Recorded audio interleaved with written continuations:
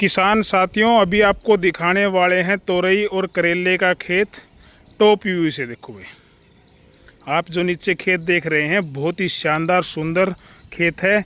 किसान साथी ने बहुत ज़्यादा मेहनत यहाँ पर की है। आपको पूरी जानकारी इस खेत के बारे में देने वाला हूँ। वीडियो में अंत तक जुड़े रहना। अच्छी लगे जानकारी तो वीडियो को ज़्यादा से ज़्यादा शेयर भी करना। देखिए साथियों, हमारे घर के पीछे बिल्कुल जस्ट ये हमारा घर है, घर की छत पे खड़ा हुआ हूँ और उसके पीछे किसान ने तोरई लगा रखी है। एक पहले हमारे खेतों में तोरई लगाते थे ज़मीन पर भी, उसकी बजाय थोड़ी सी मेहनत आप पकड़ के स्ट्रक्चर पर तोरी की खेती, करेले की खेती करते हो तो आपको मुनाफा और ज़्यादा हो जाता है। अभी देखो यहाँ पर लगा रखी है तोरई। वैरायटी की बात करें तो अपना सीड्स की सुपरिया है वैरायटी, चाहे आप कोई भी लगा लो, VNR की लोग लगा लो, सुपरिया वैरायटी लगा लो, और भी बहुत सारी मार्केट में कंपनियां, में किसी की प्रमोशन नहीं कर रहा है यहाँ पर। तो सबसे पहले क्या है, ज़मीन को बढ़िया तैयार करके बांस की रोपाई कर रखी है। मेड चौड़े चौड़े 3-3 फुट के जो मेड है उसमें बीज को या तो आप डायरेक्ट बीज लगा सकते हो या फिर कोकोपीट में पौध तैयार करके उसको यहाँ पर लगा सकते हो। तो यहाँ पर कोकोपीट द्वारा पौध तैयार करके यहाँ पर लगाया गया था। बाद में बांस गाड़े गए थे, तार बांधे गए थे, धागे बांधे गए थे और रोज़ाना उसको चढ़ाना पड़ता था। थोड़ी सी मेहनत स्टार्टिंग में होती है और फ़ायदे मैं इसको बता देता हूँ क्या क्या है। अभी देखो आपको दिख रहा ना, 15 मेड ये है तोरई के और कम से कम 3, 6, 7 या 8 मेड करेले के लगा रखे हैं। थोड़ी खेती कर रखी है, थोड़ी ज़मीन के पास है क्योंकि शहर के नज़दीक थोड़ी ज़मीन होती है, तो थोड़ी ज़मीन में ज़्यादा मुनाफा लेने का ये तरीका बहुत बढ़िया है। अभी इसके फ़ायदे बता देता हूँ आपको। फ़ायदे क्या है, एक तो जो तोरई है ना वो लंबी साइज़ की होगी, टेढ़ी मेढ़ी नहीं होगी, क्योंकि लटक के होगी तो लंबी होगी, एक साइज़ में रहेगी और जल्दी प्रोडक्शन तैयार होगा। तोरई जो 4 दिन में तैयार होनी है वो 3 दिन में या 2 दिन में ही तैयार हो जाएगी। ठीक है। दूसरा, तोरई जो है ना बिल्कुल हरे रंग की आएगी, ग्रीन आएगी। ऐसा नहीं कि एक तरफ सफ़ेद हो जाए एक तरफ ग्रीन हो जाए, क्योंकि हवा चारों तरफ लगेगी, क्लाइमेट उसको बढ़िया मिलेगा, चारों तरफ हवा लगेगी तो उसकी ग्रोथ है वो बहुत ही बढ़िया होगी। तीसरा, तोरई मोटी नहीं होती, इसके अंदर लटक में रहेगी तोरई तो लंबाई बढ़ेगी न कि मोटी होगी। ज़मीन पर क्या मोटी हो जाती है।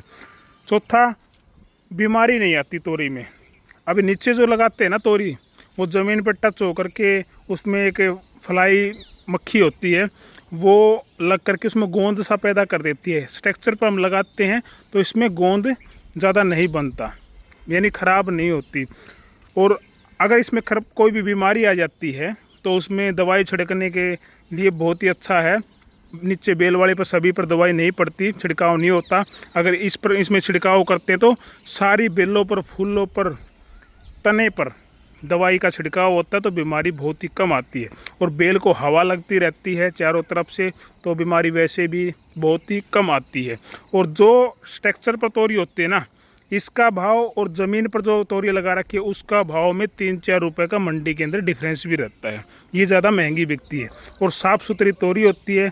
जब इसको पैकिंग करते हैं तो बिल्कुल यूनिक तरीके से मंडी में रखी हुई तोरी अलग ही दिखती है। तो जो व्यापारी होता है, लेने वाले जो कस्टमर होते हैं उसकी तरफ अट्रैक्टिव होते हैं। अभी सुबह का नज़ारा देख सकते हैं, बहुत ही शानदार खेत खड़ा हुआ है।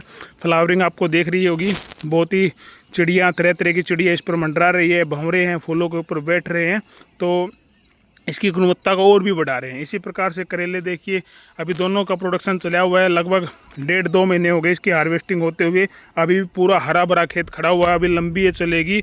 और थोड़ा सा इसका माइनस पॉइंट क्या है, जो किसान अच्छी तरीके से जानकारी नहीं लेता, यहाँ पर तो प्रॉपर सिस्टम से लगाई गई है। जो किसान देखा देखी में करता है तो जानकारी नहीं ले पाता। उसमें क्या होता है, अभी जैसे आंधी मौसम, बारिश का मौसम, आंधी का मौसम, भूचाल आते हैं, तूफान आते हैं, उसमें थोड़ा सा दिक्कत का सामना करना पड़ता है। क्योंकि बांस जो होते हैं ना, एक तो हाथ से बांस गाड़े, एक मशीन से गड्ढा खोद करके बांस बढ़िया तरीके से ठोस गाड़े तो उसमें स्ट्रक्चर गिरने का डर नहीं रहता। क्योंकि आंधी में स्ट्रक्चर एक बार गिर गया तो दोबारा काबू नहीं आता भाई है। तो स्टार्टिंग में ही बांस हमारे मजबूत, मशीन के द्वारा गड्ढा खोद के मजबूत बांस गड्ढे होने चाहिए, तार जो है मजबूत होना चाहिए।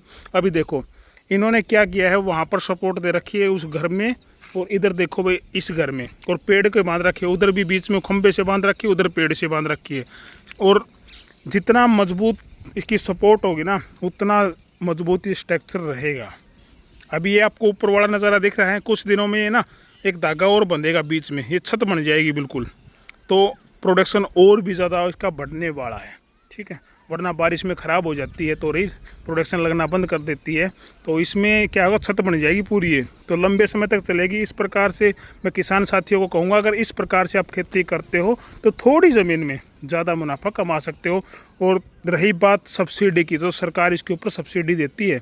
जो बाँस यहाँ पर लगे हुए हैं, धागा तार यहाँ पर लगे हुए हैं, जो तोरई का बीज आता है वो सरकार सब्सिडी देती है भाई। वो आप नज़दीकी जो आपके एग्रीकल्चर डिपार्टमेंट है या एग्रीकल्चर एक्सपर्ट जो भी डॉक्टर आते हैं वो आपको ये सलाह आसानी से दे देंगे भाई। जो यहाँ पर बांस लगी उसकी सब्सिडी मिल चुकी है और बीज का पैसा भी मिल चुका है यहाँ पर।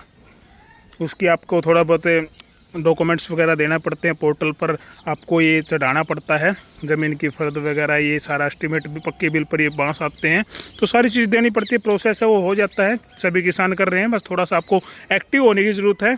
तो आप इस प्रकार से खेती करते हो तो कम ज़मीन में बढ़िया मुनाफा कमा सकते हो।